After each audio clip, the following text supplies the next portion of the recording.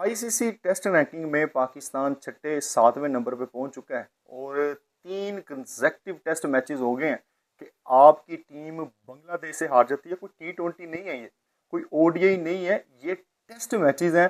और एक दो टेस्ट मैच नहीं, 3 कंसेक्टिव टेस्ट मैचेस हैं कि बांग्लादेश जैसी टीम आपकी टीम को आउट प्लेड कर देती है। तो क्या वजूहत हैं इसकी? कोई ना कोई वजह तो होगी। मेरे ख्याल से 2-3 बड़ी वजह हैं। सबसे पहली वजह ये कि आप लोगों ने कप्तान पहले बना दी है, बाद में देखा है टेस्ट मैचेस में कि उस प्लेयर की फाइनल 11 में जगह भी बन रही है कि नहीं।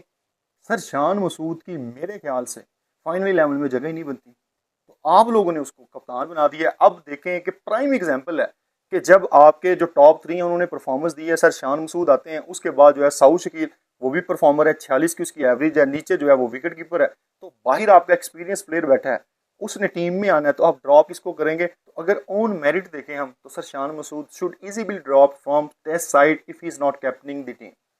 अगर वो कैप्टन है तो ड्रॉप नहीं हो रहा, अगर कैप्टन ना होता तो इजीली इस साइड से ड्रॉप होता है।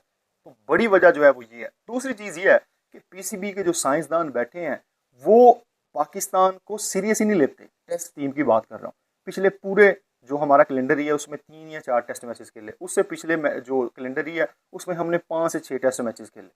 जब आप पूरे साल में 4-5 टेस्ट मैचेस खेलेंगे तो किस तरह आप कहेंगे कि आपकी जो टेस्ट साइड है वो बड़ी टीमों को compete कर सकती है, उनको हरा सकती है।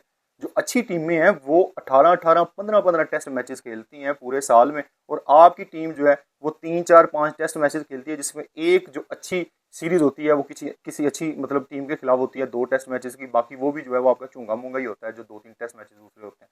तो पीसीबी का जो स्केड्यूल है या उनकी जो प्रायोरिटी है वो टेस्ट क्रिकेट नहीं है, जिसकी वजह से हमारी टेस्ट क्रिकेट बदहाली का शिकार है। फिर पाकिस्तान में जो मीडिया हाइप देता है वो T20 की परफॉर्मेंसेस पे देता है, जो स्टार यहाँ पे बनता है वो T20 की परफॉर्मेंस पे बनता है। तो हर प्लेयर का ऑटोमेटिक जो माइंडसेट है वो इस बात पे है कि हमने डोमेस्टिक T20 खेलना है, हमने पीएसएल खेलनी है, हमने T20 पूरे साल में 32-32 T20 खेलते हैं, वो खेले, हमने को कमाई भी करनी है।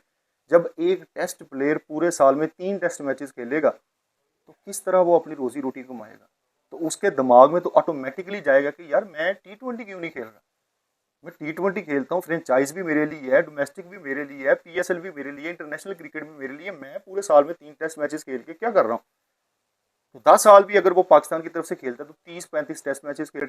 जब तक हम प्रॉपर स्केड्यूल नहीं बनाएंगे, प्रॉपर क्रिकेट नहीं देंगे टेस्ट प्लेयर्स को, हम जो है वो एक्सपेक्ट नहीं कर सकते कि उनकी परफॉर्मेंस जो है वो ठीक हो। और स्केड्यूल देखें, फिर पीएसएल का फाइनल हुआ है, 4 दिन बाद जो है वो आपने टेस्ट मैचेस खेलने हैं, और जो टीम में प्लेयर हैं वो सारे पीएसएल खेल के आ रहे हैं। आपने कोई 15 दिन, 20 दिन, 1 महीना पहले उनको फ्री नहीं किया, आपने कोई कंडीशनिंग कैंप नहीं लगाया, डायरेक्ट T20 क्रिकेट से इंटरनेशनल टेस्ट मैचेस खेलने जा रहे हैं। तो किस तरह उनका फोकस जो है वो इतना इंस्टेंटली चेंज होगा कि भाई वो फॉर्मेट पूरा महीना या 4 महीने पीछे खेलते रहे, और अब जो है वो फॉर्मेट चेंज है तो ऑटोमेटिकली बटन दबाएंगे तो वो उनका टेस्ट फॉर्मेट मोड ऑन हो जाएगा।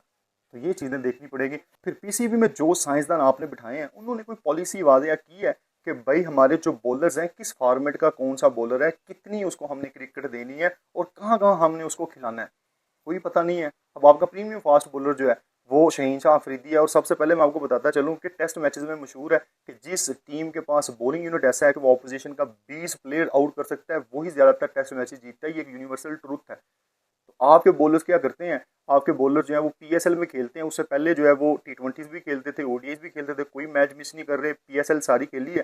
पीएसएल में 140-45 की स्पीड से बॉल फेंक रहा है, और इंटरनेशनल मैच है, टेस्ट मैच है, वहाँ पे 130 से ऊपर नहीं जो है उसकी पेस आ रही। तो ये क्रिमिनलिटी में आता है, उस प्लेयर का कसूर है, फिर उसको जो खिला रहे हैं उनका भी कसूर है पीसीबी में कि भाई वो बता नहीं रहे कि आपसे हमें पीएसएल एक्सपेक्टेड नहीं है, आप खेलो ना खेलो हमें उससे कोई गर्ज नहीं है। आप बायलेटरल जो है वो चूज करके खेलो, आप फॉर्मेट चूज करके खेलो। टेस्ट मैचेस में अगर आपने खेलना है तो हमें 140-45 की गेंद चाहिए, उसके लिए पीएसएल छोड़ना पड़ता है तो छोड़ो। ये हमें क्लियर कट पॉलिसी जो है वो बतानी पड़ेगी, और वो कौन बताएगा? अगर पीसीबी में कोई लोग बैठे होंगे जिनको पता है आपने वहां पे सियासी रिक्रूटमेंट की हुई है। दूसरी तरफ हसन अली की बात करें, पीएसएल सारी खेली है, एक अच्छा बॉलर नजर आया है, लेकिन आप लोगों ने कोई रेस्ट नहीं दिया। पीएसएल से उठा के इंटरनेशनल टेस्ट मैचेस की तरफ लेके गए हैं, वो भी एक जो ऑर्डिनरी बॉलर के तौर पे नजर आया। मोहम्मद अब्बास एक प्रोफेशनल टेस्ट बॉलर है, और वो और दूसरे जो बॉलर्स हैं उनमें फ़र्क भी इस वजह से नजर आया। वो काउंटी भी खेलता है, डोमेस्टिक फोर्डे भी खेलता है, तो इस वजह से उसकी परफॉर्मेंस और दूसरे बॉलर्स की परफॉर्मेंस में ज़मीन आसमान का फ़र्क है। ये चीज़ होती है। ये किसने बतानी है? ये पीसीबी में जो लोग अच्छे आप अगर हायर करते हैं वो बताएंगे।